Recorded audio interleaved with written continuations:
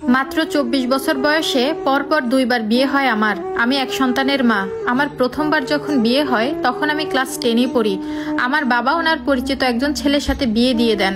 আমার প্রথম স্বামী নেশাখোর হওয়ায় সেই সংসার বিয়ের 9 মাসের মাথায় ভেঙে যায়। আমার জায়গা হয় আবার বাবার বাড়িতে। এই ধাক্কা সামলানোর আগেই আমার বাবা দ্বিতীয় বিয়ে করেন এবং আমার মাকে ডিভোর্স দেন। আমার মা আমাকে নিয়ে নানা বাড়িতে আশ্রয় নেয়, সেখানেই আমাদের মাথা গোজার ঠাঁই হয়। এর মধ্যে আমি একটা গার্মেন্টসে চাকরি নিই। 2022 সালের শুরুতে আমার মা মারা যান।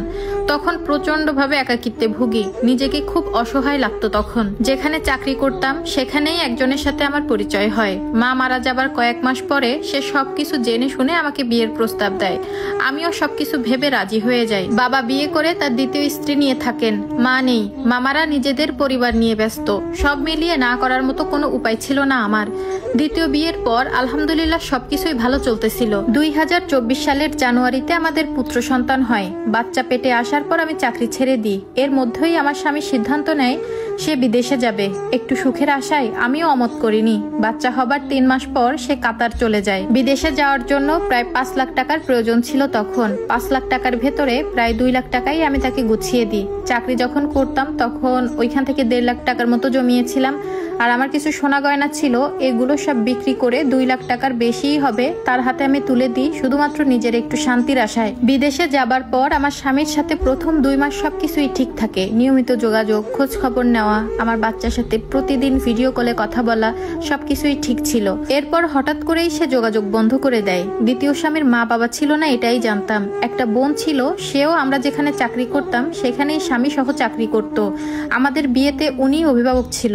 আমার স্বামীর এমন কাজে আমি পুরোই ভেঙে পড়ি। যে বোনটা ছিল তার সাথে যোগাযোগ করলাম। সেই বোন বলল ওনারা কিছুই জানেন না কেন এমন করতেছে, তাদের সাথেও নাকি কোনো যোগাযোগ হয় না। কিছুদিন পর তারাও এই এলাকা ছেড়ে চলে যায়। যোগাযোগের জন্য আমি আর সেই বোনকে খুঁজে পাইনি। আমার স্বামীর গ্রামের বাড়ি জামালপুর নুরুন্দি বাজারের সাথেই, এতটুকুই জানতাম, কিন্তু কখনো যাওয়া হয়নি। এরপর থেকেই শুরু হয় আমার দুঃখের দিন। ছোট বাচ্চা, নিজেও সিজারের রোগী ছিলাম। কোনো কাজ করব বাচ্চাকে রেখে, সেই উপায় নেই। বাচ্চার বয়স যখন বিদেশে পাড়ি জমায় তখন বাচ্চার বয়স ছিল মাত্র 3 মাস। সেই থেকে এখন আমার বাচ্চার বয়স হয়েছে 15 মাস।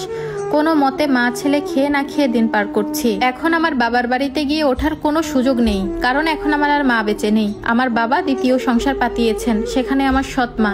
আর নানার বাড়িতে যাওয়ার তো আরো রাস্তা নেই, কারণ মা বেঁচে না থাকলে কখনো নানার বাড়ি আর থাকে না। মামারা তাদের নিজের সংসার নিয়ে ব্যস্ত। নিজের জীবনটা তো নষ্ট হয়ে গেছেই, সাথে সন্তানের জীবনটাও নষ্ট হতে দেখতেছি। যে বাড়িতে থাকি বাড়িওয়ালা অনেক ভালো মানুষ, কয়েক মাসের ভাড়া পাবেন, তবুও তিনি বলেছেন সম্ভব হলে দিতে।